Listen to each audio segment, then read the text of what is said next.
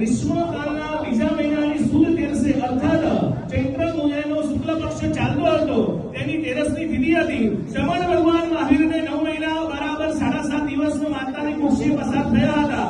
અહીંયા બધા જ પરમાત્માનો ગર્ભકાળ કે છે।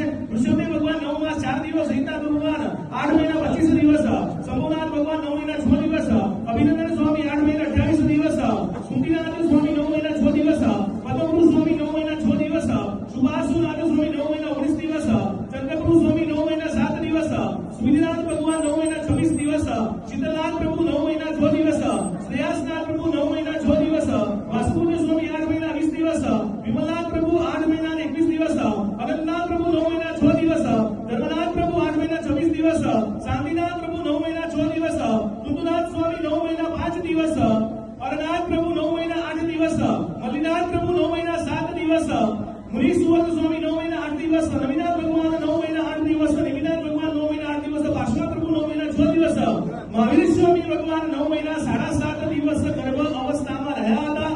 પ્રભુ મહાવીરના જન્મ સમયે 7 ગ્રહ ઉજળા હતા। વળી જ્યારે ચંદ્રમાનો ઉત્તમ યોગ થયો ત્યારે રજોવૃષ્ટિ વગેરે ન હતી, તેથી દિશાઓ સૌમ્ય શાંત હતી। પ્રભુના જન્મ સમયે પ્રકાશ હોવાથી અંતર ન હતો, ચંદ્રની ચાંદની ફેલાયેલી હતી, દિશાઓ નિર્મલ હતી, વિશુદ્ધ હતી, સગડા પક્ષીઓ મધુર શબ્દો બોલતા હતા। દક્ષિણ દિશામાંથી સુગંધી અને શીતળ પવન મંદ મંદ વાઈ રહ્યો હતો। ધરતી સર્વ પ્રકારના ધન્ય ધાન્યથી ભરપૂર બની હતી। સુકાળ આરોગ્ય વગેરે અનુકૂળ સંયોગોને કારણે હર્ષિત અને વસંત ઉત્સવ વગેરે ક્રીડા કરી રહ્યા લોકો હતા।